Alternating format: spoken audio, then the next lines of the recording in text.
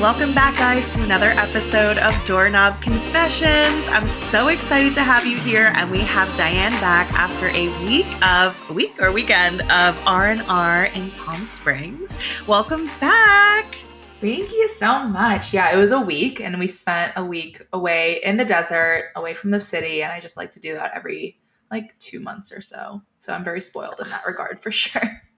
Oh my God, it's so nice. And we were talking before about how I admire and respect so much the boundaries that you have around your work and then your rest time, your me time. And it's always been so difficult to balance those things for myself. And whenever you're like, hey, I'm taking this time off for me, this is how I'm going to do my self-care. I'm not doing calls before this time and that time.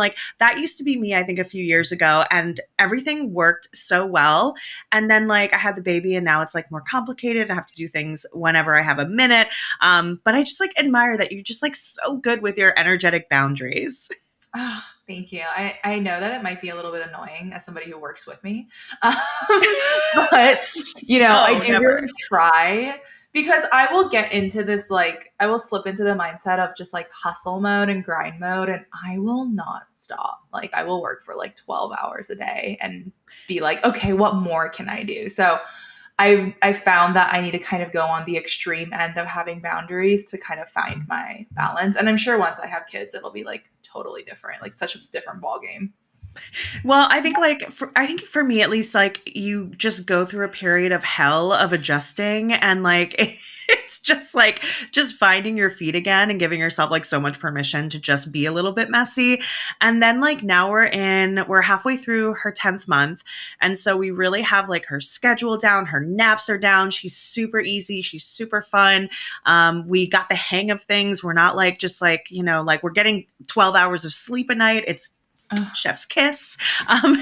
So now I feel I'm finally getting back into a place where I can actually create some kind of schedule that incorporates routine, self-care, and also just putting my work at specific hours that I know are going to work for me.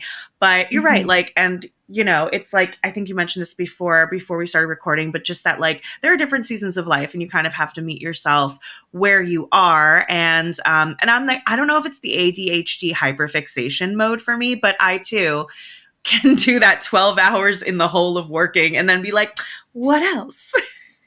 Total. And it's a double-edged sword, because we love what we do. And I'll speak for me personally. It's just I find so many moments of joy and creativity in the work that I do.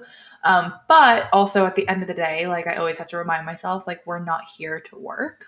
As human beings, we're here to live and have fun and enjoy and do things that are actually pleasure. And so now I downloaded this app, and it blocks all of my working apps: Slack, WhatsApp, Instagram, TikTok. It just blocks everything. And so the only app I am allowing myself to scroll on at night is Pinterest. Oh my God. First of all, I need that app name. What is it called? It's Opal. I can send you a link, because I think if I send you my link, you'll get a premium membership for free for a month or something. Amazing. I'll take it. I have no self-control sometimes. And I do catch myself scrolling all kinds of things, emails, Instagram, TikTok, especially TikTok. And it's too overstimulating. But I love that Pinterest is the one that you leave for yourself. Is there any reason why Pinterest specifically? Pinterest gives me Tumblr vibes, and I was a huge Tumblr girly when I was in high school. I was fully absorbed in Tumblr. I had a 300,000 following on Tumblr. Shut the fuck up. Oh my, I think Tumblr was younger people before. I don't know. I never got into Tumblr, but that's fucking impressive. That's amazing. No, it was very aesthetic. A lot of GIFs, a lot of fan fiction. This is a deep dark secret I never share with people. What do you mean fan fiction? What kind of fan fiction? Tell me. It would be Twilight fan fiction. Where Edward and Jacob and Bella are having a 3-1 situation. I wouldn't write them, but other people would write them, and then I would repost them, and then we would have essentially kind of Reddit forum type conversations in the comments. And this is what I was doing. Wait, I can't believe I missed out on this community. This is my people. Wait, what? First of all, love this for you and love you for this. Secondly, I would 100 fucking percent, 100 million percent be reading Twilight fanfic. I need to get into this. The other day, actually, I was watching Twilight in French, believe it or not, Oh, because my husband only saw it in English. And I was like, you don't get the nuance unless you really hear what they're saying, like really understand it. So we watched it in French. So good. So good. how was it for you? Because like when I listen to things that were, I mean, if I watch Korean shows in English, like dubbed in English, I'm like, this is kind of weird, but I kind of like it.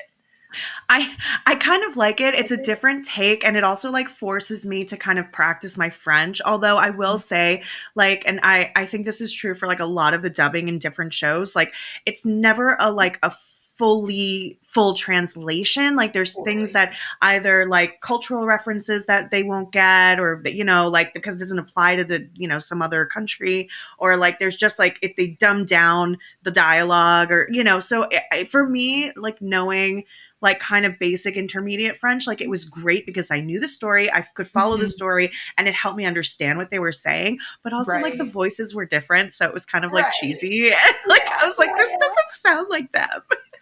Yeah. No, I totally felt that too. I don't know if you watched Singles Inferno, but I watched that and then I accidentally clicked like the English dubbing and I was like, wow, that's weird. I don't like that. It's a little bit shocking, isn't it? Yeah, it's just, I mean, especially too, like I have a couple friends who don't like, who aren't Korean and they will watch Singles Inferno and they're like, why are they talking about being a dog or being a cat? But in Korean culture, that's like kind of like a pop culture thing where I'm like, are you like the kind of like a golden retriever or a black cat kind of like Ah, energy? yeah, yeah. Yeah, like that's kind of akin to it. And so I was like, oh, it's so funny how like culturally things kind of we miss things depending on. Oh, totally. Totally. And it's really funny because like this is such a niche thing, I feel like. But we were watching Shrek because like we're starting to introduce Ellie to like cartoons. She doesn't have the attention span for it, but like we enjoy it. And it's not like murder mysteries, which will give her trauma. So like true crime. So we were watching it and I was like, there's that one part where Lord Farquaad is like interrogating the gingerbread man. And he's like, do you know the Muffin Man? He's like, the Muffin Man? He's like, the Muffin Man!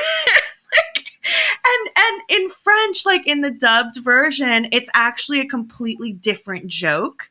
Like I was telling Um, Ben, that's what they're saying because we were watching Miss Rachel and they were singing the Muffin Man song. And I was like, yeah, like in Shrek. And he's like, wait, what? And so when we watched it in French, it actually gets replaced with like a totally different culturally relevant joke to French people that's based on the comedian that voices the Lord Farquaad character here in France, based on one of oh. his stand-up sets. So I was like, wow, that's really interesting. I love that. I don't know. It's like, yeah, just like Well, interesting.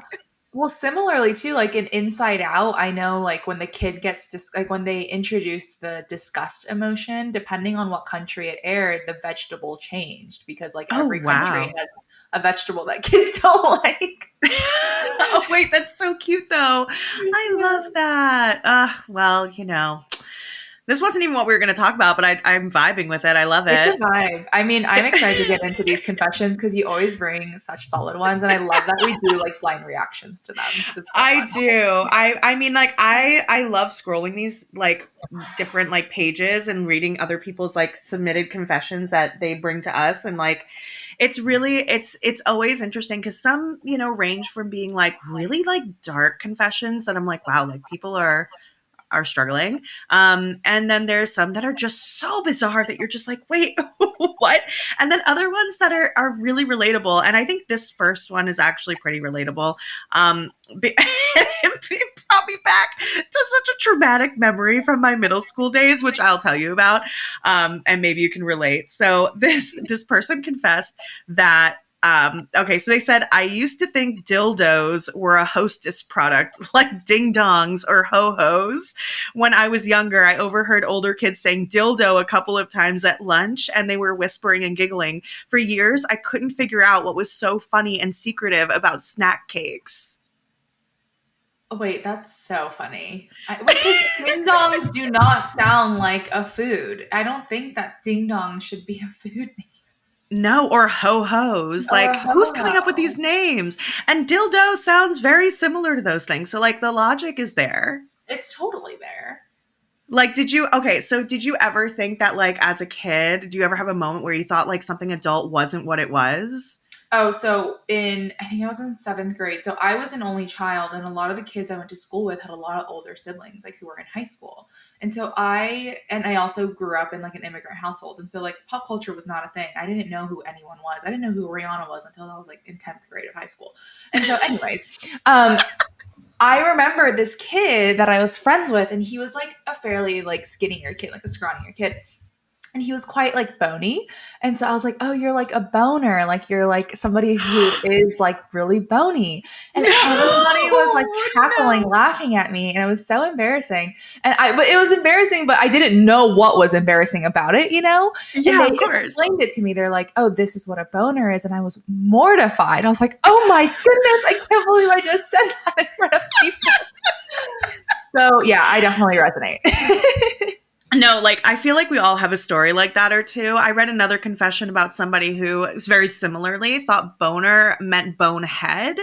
And then they went around calling everybody in their house a boner for like years because people were too embarrassed to say anything until they realized like what it meant. I was like, that's so sad. But mine is like, I have like two that come to mind. One is Okay. like pretty innocent and funny, and the other one is horribly embarrassing. So the first one, I was in fifth grade, and do you remember the thong song? No, what is what is the song? Wait, how old are you again? I am 27. Oh, fuck. I forgot you're so young. Okay, I'm 36, so this was way before your time. There was a song called the Thong Song, and it was by this guy named Cisco. Look it up. It's a masterpiece. And he was like this R&B rapper, I think. Like, and it was like, let me see that thong. I love the way your booty goes butt up, butt up. So it was like this really, really huge hit. Please guys, don't like judge my singing. It was No, a that was really so good. huge hit. Thank you. And I remember being in the school bus one day and like all the cool kids who they all had older siblings. I'm an only child. I was very sheltered growing up, just like you know? And so I think like I wasn't exposed to any of that stuff. And so everybody, I'm trying to like figure out like what they're talking about. Like I heard the song, I have no idea what it means. And like one of the popular kids, because I got bullied a lot. So like, of course, one of the popular kids like turns around, they're like, Gabby, like, what do you think a thong is? And I basically thought it was like just a full lingerie set, which was not too off. Uh-huh. I thought it Yeah. was like the bustier and the corset and the whole outfit. Anyway, so that wasn't too embarrassing, but they definitely made fun of me for that, for not knowing. But guys, if you are young and you're listening to this, go check out the thong song. I promise you won't regret it. It is iconic. True millennial core. So then this is the really embarrassing one. I like to this day, I think about it every couple of months because I wish I could like go back and save my child self. So I wasn't even that young. I think I was like maybe 11 or 12. That's pretty young. That's pretty young, I would And say. I don't know where. I think because my mom like used to watch Sex in the City, and like I didn't watch it with her, but like I would hear it, and like certain words like like would stick out, and I'd be like, what does that mean? And so one day, oh my God, I can't believe I'm sharing this. So one day, like I'm reliving my trauma over and over again. One day I had to do a science report in front of my whole class, right? And everybody had to do this. And I feel like you guys are going to know where this is going as soon as I say like what I'm going to say. Even my daughter, if you can hear her, is screaming because she's embarrassed for me. So I had to do a report on biological organisms. Let's just say that I replaced the word organism with orgasm for an entire 3 to 5 minute oral presentation in front of everyone who bullied me, in front of my entire class. And to which I had no idea why everybody was laughing. I was just like, oh, they're just being stupid. So I thought I killed that report. And then at the end, like the class is over and like people are like looking at me and like laughing and giggling. And I'm like, I don't know what's going on.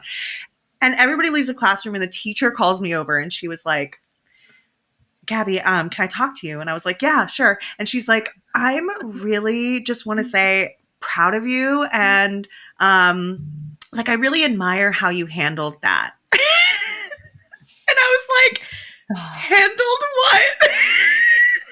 And she's like, oh, you don't know what happened? And I was like, no. And she's like,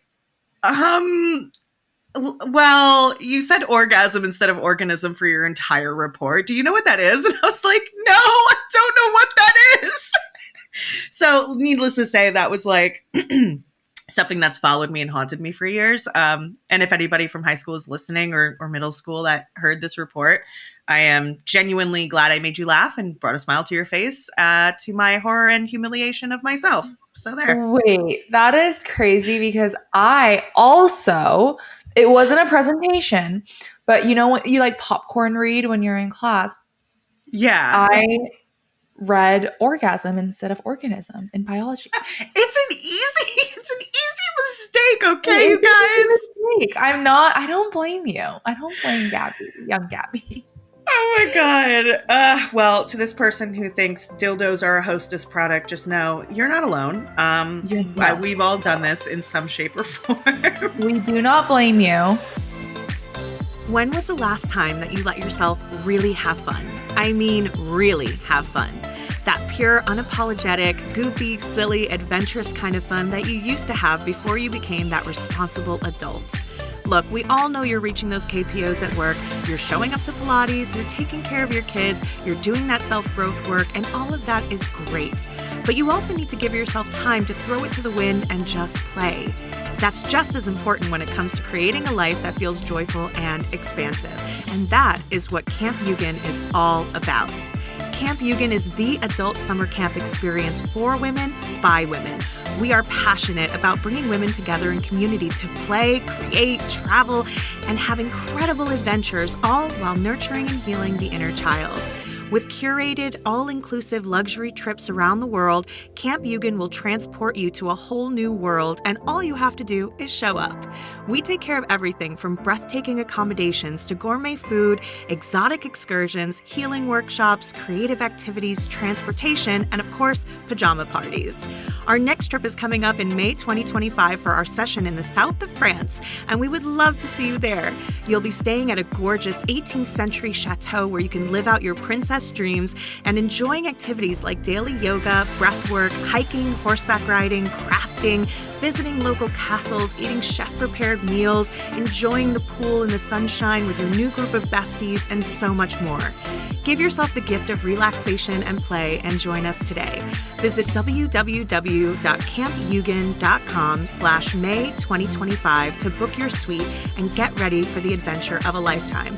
That's www.campyugen.com/May2025. See you in France. Okay, so this one is really funny. So this person said that walking back from college, I waved to a mate. This is like a English person, so like a mate is like a friend. I waved to a friend as he passed on his motorbike. He waved back, except it wasn't him. I found out. A couple of days later, the same lad passed. He waved, and so did I. And this went on for 2 years. 40 years later, I still don't know who it was. Wait, is it the same?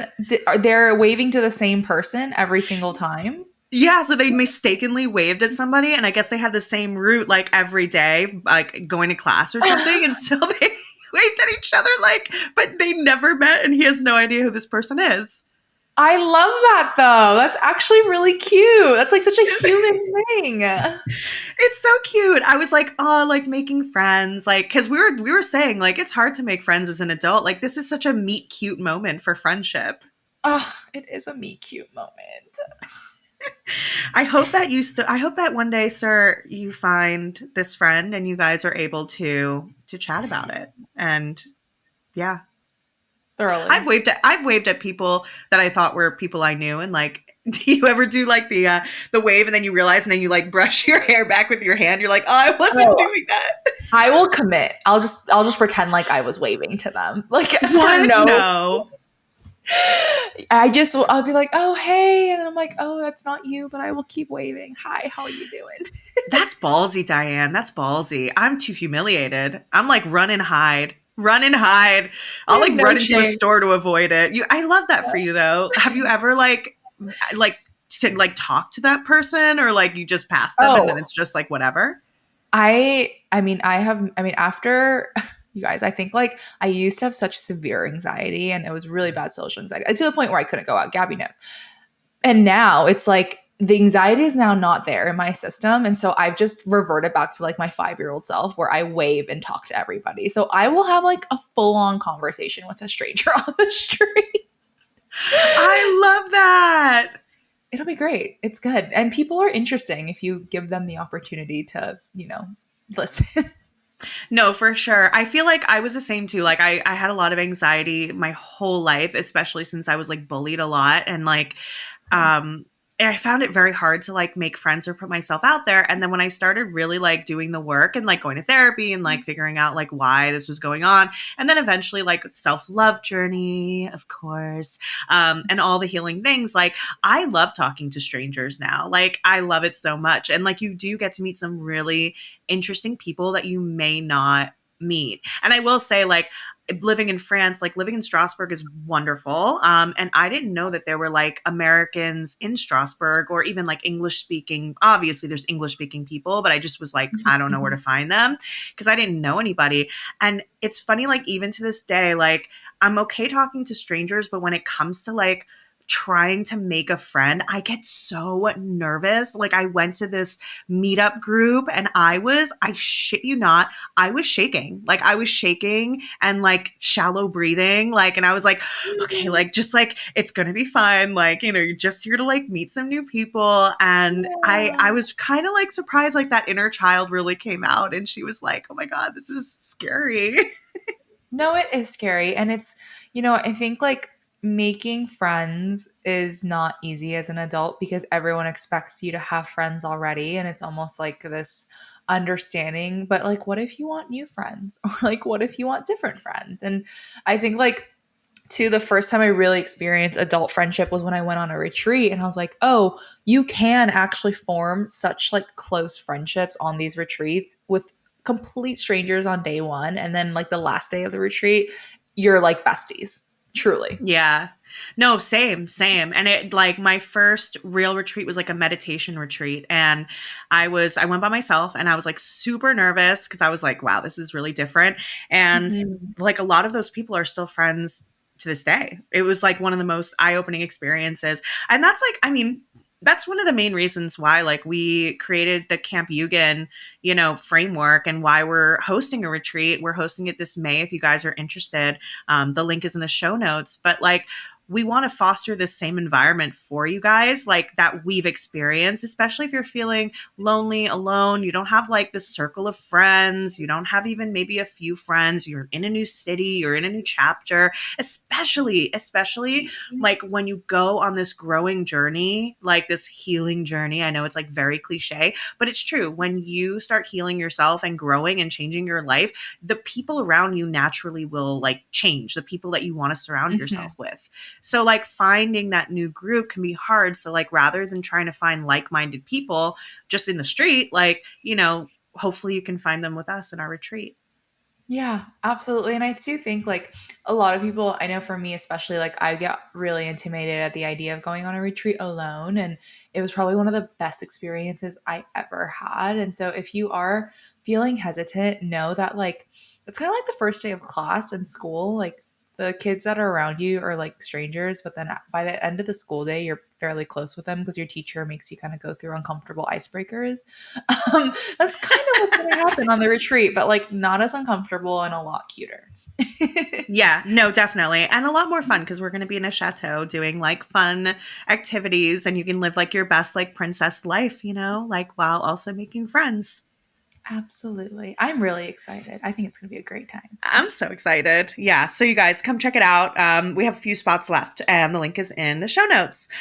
Are you tired of feeling stuck in cycles of anxiety, depression, or self doubt? Traditional therapy just not giving you the breakthrough that you deserve? I've been there and I know how frustrating it can be. It's time to heal from the inside out with the Infinity Program, the ultimate online program for nervous system healing and subconscious reprogramming. Created by a survivor and expert in trauma healing, this self-paced journey uses proven methods like somatic healing, mindfulness, inner child work, and nervous system repair to help you transform your mind, body, and soul. Say goodbye to old patterns and hello to a life of peace, confidence, and self-love. Visit www.omtherapycoaching.com/store and click Infinity to start your journey today. That's www.omtherapycoaching.com/store and click Infinity. And for a limited time, just because you're listening to this podcast, you can get 10% off. Just use the code podcast at checkout. It's time to reclaim your happiness. Your future self is waiting.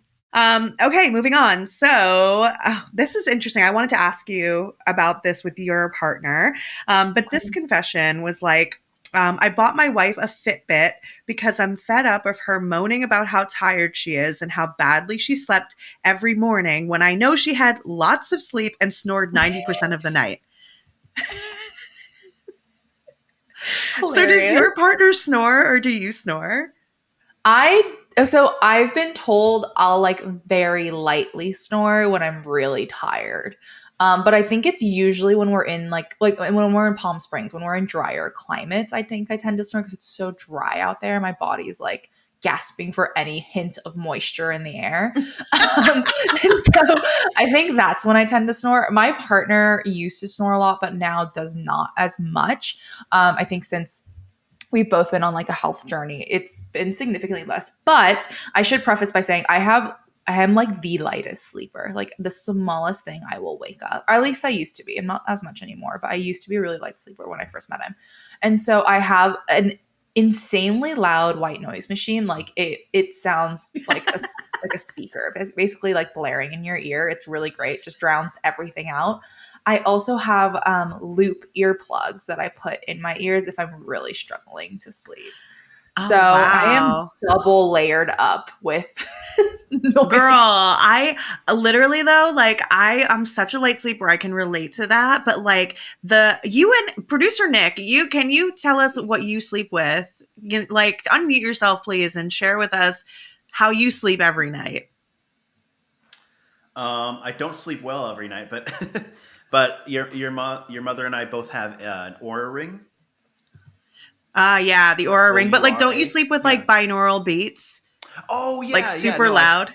I do, not super loud, but yeah, no, there is a couple different like YouTube like binaural beats that I just have downloaded on my iPad and I put it on loop. That I've been sleeping with those for like, I don't know, I want to say like 15 years. So I'm just used to it now. No, it's so good. Like binaural beats like are so good for regulating your nervous system and like helping you heal. I used to sleep with that, but it ended up becoming like too loud for me and now I need like complete silence. I don't know what happened to me, but and just so you guys know, our producer is also my mom's boyfriend. So that's why he mentioned my mom just now, not to make it awkward, but now everybody knows who you are. Thanks, Nick. But yeah, so that's really interesting. So okay, so like I should preface this by saying it really does depend on what I eat. If I have like gluten or dairy, like I will snore, or if I'm on my back, I will snore. But I'm such a light sleeper that like once I just snore like for like a second, it wakes me up, which is so annoying. So I literally hate myself. So I sleep on my left side because that's easier for your breathing to like sleep on your left side. Now my issue is, and I'm going to like whisper because he's in the other room. My husband, my lovely, precious, amazing, wonderful husband. I love him so much. He snores like a freight train and does not wake up. So I'm a light sleeper and he snores like it's the coming of Christ. And I am sitting there like not wanting to wake him up because on the one hand, I'm like, wow, that's so great. He's getting such restful sleep. And then after a while, I want to punch him in his fucking face. Like a rage takes over that I don't know where it comes from, but I'm just like, I can't do this. So there have been times where I put on like my noise canceling earphones, you guys. I can still hear it. It rattles the room. So now like I've learned a technique. And it's not violent. It's a non-violent technique. But I just gently, but not so gently poke him, and he doesn't wake up, but it stops the snoring. It's like an off button. I don't know like how that works. But if I just poke him like at this right like pressure where it's not too hard, not too soft, it just turns off. So I don't know. Okay, well, I need to give you the lowdown on what I used to do, because when Jay was still in the military, he would get like on average like 3 hours of sleep a night. And so when he would come home on the weekends, he would sleep for like 12 to 14 hours and he would be out. And I needed to block it out. And so I will give you like the lowdown. I have a hatch, I have the earplugs, I have everything on deck. It's really great. And then you want to give them like a solid pillow, like a little bit more of like an ergonomic pillow to like Yeah. tilt their head up to prevent the snoring. I swear by it. It works. I love that though. Like the things we do to support our partners. I actually like have pillows that I brought in from the US because I cannot find the long comfy pillows like here in Europe, and maybe I'm not looking in the right places, but like they only have like square pillows that are like very thin. So I brought these like hotel style pillows back from the US, and like those have really helped. But I might try like one of the more firmer ones like in the future. So I don't know. We'll Yeah. see. No, the firmer ones definitely help with the snoring. Yeah, the saga will continue. Guys, I am not a lawyer and I am not going to pretend to be, but I do run a really profitable coaching business with lots of things like retreats, one-on-one mentorship, group programs, online programs, and much more. So it's really important that I protect myself with the right legal documentation. That's why I go to Coaches and Company. They have easy-to-read, lawyer-created contracts without the law firm price tag, perfect for solo entrepreneurs and people just starting out in their business. You can customize templates and use them over and over and over again with confidence that your business is protected. So if you are a service provider or a coach and definitely not a lawyer, visit www.coachesandcompany.com/ref/confessionspod today to get your contracts in order. Or just go ahead and click the link in the show notes and it'll take you right there. Okay, last and final little confession for today. Okay. You guys will think this is funny. I lived in LA for 13 years. You're in LA where cannabis, weed, if you will, marijuana, is legal. And I read this and it reminded me of like times when I took too many gummies. So this guy or this girl, whoever, said that they ate a cannabis gummy and took their dog for a walk in the park where there were obviously lots of other dogs. And the gummy kicked in. And while they were there, long story short, they were so high that they brought home the wrong dog and didn't know how to explain it to their wife and kids. That is wild. Look, I have definitely had my fair share of taking too many gummies, but I don't think I could ever bring home. Actually, I don't know, actually, because maybe if it's really similar looking, maybe I could. No, I mean, like, but I have so many questions though, because I agree. I feel like you have like a soul bond connection with your dog. You can look them in the eyes, you know it's your dog, but maybe you're so fucked up that like literally you think every dog is your dog. I don't know. And if they look similar, but the question I have is like, did he call the dog by name? Did the dog come to him or did he like grab a dog? And if he's walking his dog at the park, isn't it on a leash? How did it get switched? I have so many questions. I mean, yeah, because it's like, I don't know. I have 3 dogs, and I can't imagine not bringing home the right dog. Yeah, whoever you are, I think you did more than just cannabis gummies, maybe mushrooms. That's what I'm saying. Mushroom Like, I gummy. could totally see it on mushrooms, but I can't see it on gummies. Yeah. Although I will say, like, I used to be like a daily cannabis consumer when I was living in LA. And then I went to Bali in like December of 2022 till like for 6 months, right? And you can't, I mean, I'm sure you could find it there, but it's so illegal. I did not want to even try. And then immediately like moved to France to be with my husband. And so like it's not legal here. And so I had not smoked for such a long time. I used to like bong rips all day long, like, and I would be totally sober and fine. Like it was wild. It was bananas, like my tolerance, because I had smoked for so long. And then I went back to go visit my mom and Nick, like back in November. And I guess I still had some stuff left over from like way back before Bali that they just like kept because they don't smoke. And they gave it to me and they're like, here, you left this here. And I was like, oh, cool. There were some gummies. There was like some joints, whatever. So one night, like after everybody was sleeping, I couldn't sleep. So I like went downstairs and I like was like, I'm just going to try like this joint. I took 2 like little puffs and I was like, I hate this. This is what is happening to my body. I can't feel my hands. Like, this is a nightmare. And it was just wild, like how, like when you don't have it for such a long time, like your tolerance goes down so much. Like I can't even imagine what a gummy would do to me at this point. Maybe I would take home the wrong dog. I don't know. I stopped for I think like a month and a half. I just took like a break because I needed to like reassess my relationship with cannabis. Full transparency.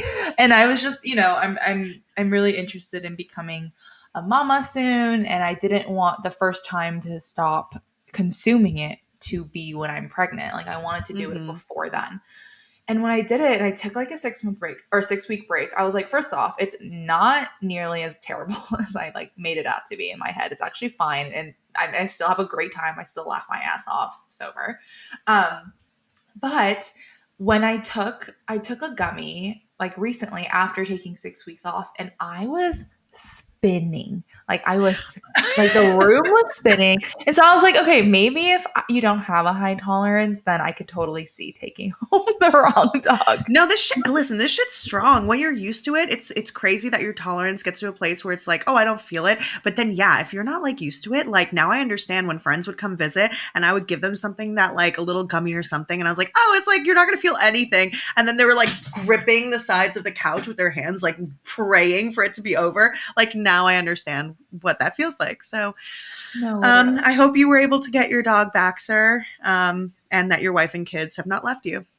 That's it's a tough situation. Fingers crossed. Yeah, fingers crossed. All right, guys. Well, thank you for joining us for another fun little episode of Doorknob Confessions. Check out our retreat. We have it coming up in May. We have all kinds of payment plans. It's going to be amazing. Organic chef prepared meals, 7 days at a chateau with like amazing group of women and with us, and activities like exploring medieval cities and horseback riding and crafts and pajama parties. And we have a big pool. It's just going to be like the best time in the south of France. And we'd love to see you there and make new friends and have a good time. And until next week, don't forget, you can also submit your confessions to us and we would love to read them here on the show. Have a wonderful week, you guys. See ya. Bye.